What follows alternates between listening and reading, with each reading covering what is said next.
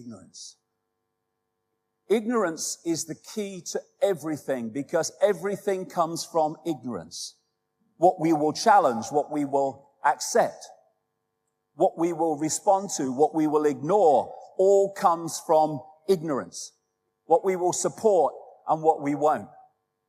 And the idea from cradle to grave is to keep us in that state of ignorance. State schooling is stage 1. Actually, it's stage 2. Parents putting their programming onto their children before school is stage 1 if their parents are in that state of mind. But this is the first major program. State schooling decoded. It seems so complex, but all it means is that we're here to program your perceptions throughout your formative years so the state controls your mind for the rest of your life. End of story. And we call it education and learning about the world. No, it's learning about the world that in power wishes us to believe in. And here we go from school and we go into this free society. I'm free, I can do what I like. Go to work, get married, have children, act normal, walk on the pavement, watch TV, obey the law, save for your old age, then repeat after me, I am free. And we keep having to say we're free, and in America they keep having to tell the people they're free every 5 minutes because they might otherwise suss that they're not. Slavery was never abolished. It was only extended to include everyone. And yet people go so out of their way to convince themselves they're not in a state of slavery. This is slavery. But this could be an office where you have to be every morning at 9 o'clock. Otherwise you don't earn the money to survive another month. I mean, spot the bloody difference. Apart from the fact the chickens can't go home at night and watch Simon Bloody Cow, I don't see a lot. Slavery, it works better when you don't tell them. Because then you get no response to the fact that they're slaves because they don't think they are. First stage of disconnecting from slavery, realize you're in a state of slavery. Then you know what to disconnect from. This is great, George Carlin. Oh, you hate your job? Why do you say so? There's a support group for that. It's called Everybody, and they meet at the bar. And that's not true of everybody, but the vast majority of people every morning around the world get up out of bed, if they have one, and go to do something they'd really rather not do, but they got to pay the rent, so they got to do it. They're pissing on us, and we say it's raining. No, we're free. We're free. I've got to vote every 4 years. To vote for different masks on the same face. It's ever so free. Leonardo da Vinci. There are 3 classes of people. Those who see when they are shown, those who do not see. And this system we call life is designed, again from cradle to grave, to make sure as many people do not see. And that's what I call the perception deception. Call my last book Perception Deception. I can't think of 2 words together that sum up our situation more than that. Because when there's a few controlling the many, you can't do it physically. You can do it physically in a small area. You can't do it physically across the world.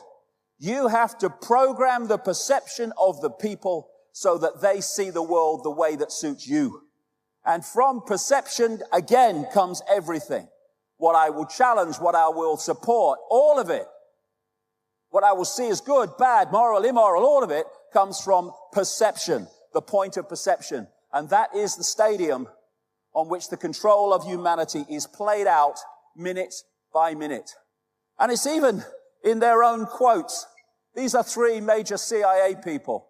William Casey, CIA director, will know when our disinformation program is complete when everything the American public believes is false. The CIA owns everyone of any significance in the major media. William Coley, CIA director. Deception is a state of mind and the mind of the state. James Angleton, infamous CIA operative. It's all a mind game. And if we don't fall for it, we don't fall into the trap of seeing that we are slaves while thinking we're free. And here he is, the personification of frickin' evil. Decade after decade after decade after decade. If he went to jail for his crimes against humanity, they would have to throw the key mid-Atlantic, not worth keeping it, and he would have to reincarnate many times to complete the frickin' sentence. It's not a matter of what is true that counts, but what is perceived to be true. Exactly. And if we believe official sources, we are believing what they want to perceive us to be true. And they don't, it's gone off. We'll go on in a minute. They don't call it television programming for nothing. Television programming. Fear Ebola, fear ISIS, fear today, fear tomorrow, fear each other, fear Russia, fear for your kids, fear climate change, fear, fear, fear, fear. Fear everything and then give us your power so we can save you from what we've manipulated you to fear. It's going on day after day after day across the great spectrum of society. It tells you what to wear, what to eat, what to think, what to love, what to fear, who to ridicule, who to condemn.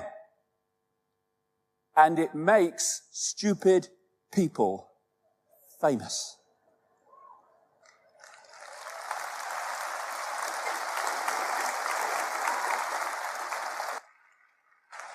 What is that?